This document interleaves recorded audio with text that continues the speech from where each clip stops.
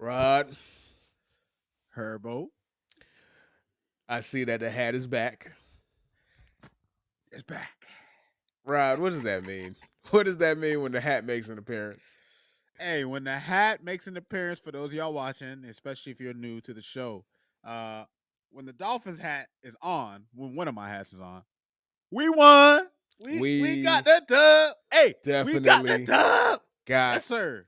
that W, man. So, Got the first dub. things first, man. Let's get the intros out of the way. This is the Fin Out of Water Football Show. I am your host with the most, B Herbo, and I have my brother from another mother. Let me do that again, because I was about to curse, and we try not to curse as much, but that's gonna last like 2 seconds. I got my brother from another mother, Rod, man, in the building on the hills of the rare occasion where the Dolphins play at 425. They have dominated in South Beach, Christmas in Miami, and the gifts were being given to Dolphin fans in the form of a 29-17 victory. Rod, how are you feeling today, sir? Listen, Herb, you always feel good after a win, even though in a weird way, winning doesn't help you given the situation we're in. But I hate losing anyway, even though losing would kind of be better in terms of draft positioning and all that. But with that being said, the Dolphins mathematically have a chance to make the playoffs. So they won. They eliminated the 49ers, got revenge for a game that we played for them 2 years ago. Yeah, I still remember those games.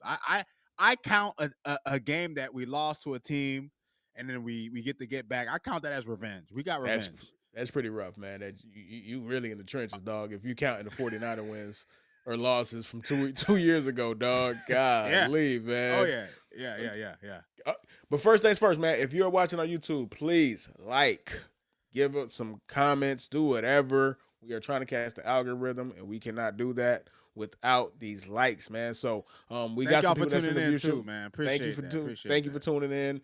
We had a great week. We had multiple videos that did over 1,000, did 1,000 views. So the train is rolling. The train has momentum, and we are going to take this into the next year, bro. We're only gonna get bigger. We're only gonna get better. We're only gonna get more content, man. So make sure you give us some likes, man. So we catch the algorithm, man. Now with that shameless plug out of the way, man. Let's talk some Dolphins, man. I did say, man, Christmas in Miami, man. So got the banner out, man. So let's talk about the game as a whole, the totality, the macro sense, and then we're gonna go smaller, and look at the individual parts of the game itself. Um, with that said, man, how do you feel about the Dolphins? Because winning this game, like you mentioned, put you guys in a precarious position because, of course, you want to win. Of course, you want to have that morale boost. Of course, you want to finish out the season strong. But does that really help y'all? Depends on who you ask, Herb. It depends on how you feel about the team and the players that we have and whatnot. There's a lot of factors. There's a lot of Okay, so factors. before we get to that point of the conversation, let's just talk about the game, man. So, what's your biggest takeaway from the game? This game, sir. Well, Herbie, it was nice to see a resurgence in the Miami running game, right? Um, the Dolphins actually these past 4 or 5 weeks, we had our worst running the football stretch in the history of our franchise. So obviously now, we got Raheem Mostert sighting. He's been hurt, and I think Slash in the doghouse most of the season. So we got an appearance from him. Obviously, Devon Achan did his thing. I'll get to him a little later. But it was nice to see the Dolphins stick to the running game, and that was something, Herbie, that was Mike McDaniel's calling card. When Mike McDaniel was in San Francisco, he was the run game coordinator. And it's kind of crazy that we just haven't seen a lot more emphasis on trying to really establish that side of the ball. Now, we made an effort to do that this game, Herbie. And what I'm saying, it looked a lot better than it has in recent weeks, you know what I'm saying, especially to have well over 100 yards rushing. But Tua, he looked sharp today. You know what I'm saying? And I'm gonna say something that's gonna shock y'all in a second. I just want to give my props first. You know, the defense, they played a good game. We held them to 17 points. When we got down to the red zone, the 49ers had to earn every score that they tried to get. We held them to field goals most of the day. We had some drives where we were able to apply pressure on Brock Purdy, and that ultimately helped seal the game towards the end. All in all, Herbie, and by the way, man, the 49ers kicker, I'm pretty sure they're going to jump that man on the plane ride to the house, dog. Because he missed a couple of field goals where I thought to myself, like, damn, man, like these NFL kickers, y'all just like, what are you here for? Why? What are you here for? You know what I mean? And on the flip side for us, Jason Sanders, Herbie, the stud of the day, when the Dolphins offense was stalling out on drives, Jason Sanders, we were able to depend on his somewhat sometimes shaky leg. But all in all, Herbie, I'm happy it's a Dolphins win. But there's a point I want to make, Herbie, and we're going to talk about this guy a little later. But I just want to make this point now, Herbie. I just got to say this. When the Dolphins aren't playing well, Herbie, and we lose games, there are a lot of guys who get a lot of blame. Chris Greer gets a lot of blame. Mike McDaniel gets a lot of blame. Tua, God, he's the worst, right? When we lose, Tua's the worst quarterback of all time. But you know who escapes blame, Herbie, a lot more than he should? Tyreek Hill. Tyreek Hill dropped not one, but two touchdowns in this game, Herbie.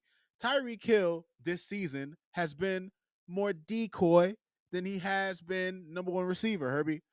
And I just got to say, I'll probably be in the minority in this, in this idea. But I wouldn't like if the Dolphins decided to trade Tyreek Hill and get rid of him this offseason to get assets. I'm cool with it, Herbie.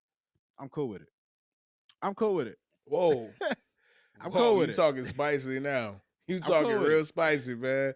I'm What cool you with what it. you what you dating a Latina, bro? What you got? What you got? Blablanos and jalapenos and jalapenos and what you cooking up there, buddy?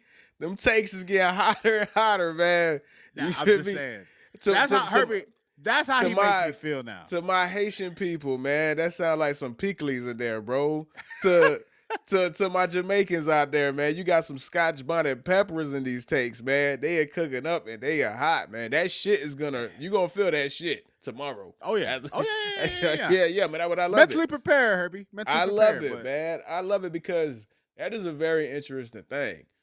Tyreek Hill has skated, and I mean skated. I mean professional Olympic level ice skated criticism this entire season. And again, the reason why he gets to skate and the reason why Tua gets the boatload of all of the criticism is one word. I said it last week. I'll say it again: credibility. Tyreek Hill has credibility. So when Tyreek Hill drops shit, uh, it's Tyreek Hill. He doesn't really normally do that. When Tyreek Hill is getting locked up, Tyreek Hill doesn't normally get locked up. Do we forget that Tyreek Hill did hurt his knee? Do we forget that Tyreek Hill had offseason surgery this year? Do we forget that Tyreek Hill is 30 and a big part of his game is his explosiveness? And if that is gone by just a smidgen, and again, all it takes at this level is a smidgen. Tyreek Hill is still the fastest dude in the world, but is he the most, oh my God, the fastest person I ever seen, fastest person in the NFL? No. not And that's all anymore. it takes. And again, I had Tyreek Hill on an anytime touchdown, bro. I'm livid. Fuck him. All right. No, he scored. He scored today. Yeah, but it didn't matter at that point. And thank God he did, bro. But still, it didn't matter at that point because I'm saying that's how focused I was because I had him on at any time. So when he dropped the touchdown, he was dropping shit. I'm like, bro, what are you doing? What are you doing? The fuck is you doing, nigga?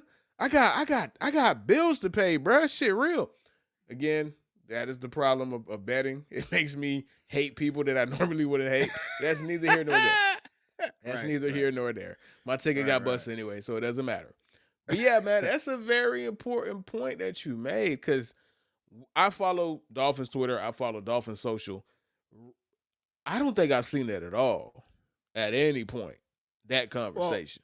Well, here's the thing too, Herbie, and I'm not just talking this season. Like this season has been the most apparent, like you said, because Tyreek has been dealing with injuries. He had the incident with the police that happened early in the year that obviously it definitely affected him to start the season. But even dating back to last season, like maybe his first year, not so much. But Herbie, people always want to point the finger at Tua for disappearing in every big game, which is not true. Tua does not disappear. He has his disappearing acts, Herbie. We saw one last week. But that's not every time we play a good team. Sometimes, Herbie, Tyreek disappeared. last season when we played the Chiefs in the regular season, he made the biggest blunder of the game. Like they basically went on him fumbling the ball. Like he has disappeared, dropped touchdowns in several. He had like 6 or 7 drop touchdowns last year, Herbie. Majority of which came against quality competition. Like there are games where he completely disappears, where he's completely schemed out. Like, look, I know it's on the quarterback to obviously make plays and get the ball to the receivers. But Herbie, there actually aren't too many quarterbacks in the league that could get the ball to the receivers better than Tua. Like the ball placement on especially that last drop touchdown he had, that ball placement was immaculate. It was like Tua literally put it right in his fucking chest. And at the end of the day, he's still like Herbie. At the end of the day, look, I'm not trying to diminish what Tyreek Hill brings to this offense. Obviously, because of the threat he is, because of how dynamic he has been throughout his career, teams have lived on playing two high safeties against us, in large part due to him. Obviously, we have speed all over the field, but he has always been our biggest threat since he's been here.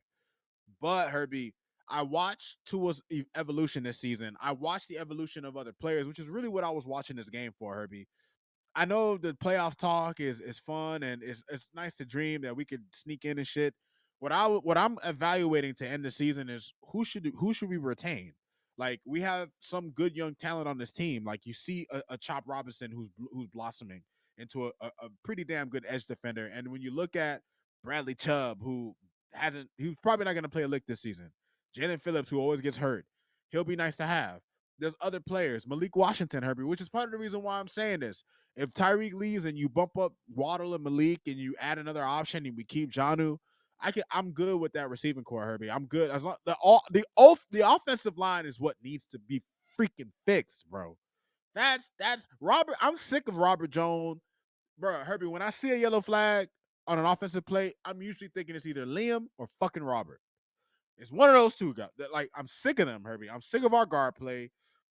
We need to do a better job of building an offensive line just for the entirety of the team. Football starts in the trenches. We say this every week. You watch teams like the Eagles. You watch teams like the Eagles with Kenny Pickett were still competitive. You watch a team like the Lions. You watch the teams that have horses in the trenches. That's where football starts. You build your team from there and you build it out. The Dolphins have not done that in Greer's tenure. Now, maybe this is not the week to say we should get rid of Greer. I'm gonna be saying that shit until it is time for the season to end. I'm cool with keeping McDaniel, but fuck Chris Greer, Herbie. I'm sorry. I'm done All with this right, guy. all right, all right, all right. I'm done Again, with this guy. again, I'm I done with this got you, guy. man. I got you. I feel like I got to rein you in every week, man. Oh, slow down, slow steady, big Rod, slow steady. We Oh gonna eat. man. There's a lot. There's a lot of people to take off, man. Um, that conversation in regards to the offensive line, we're gonna be having that to the end of time, bro. We've been doing this for God knows what 8 years, this entire tenure, right? But we have the whole off season, we have draft season, we have all the time in the world to Free devote agency, to all that, that yeah. free agency, to devote to that conversation. But I want to leave on a good note because at the end of the day, the Dolphins did win, right? Before we get there, though, I want to stick on to one point, and that's in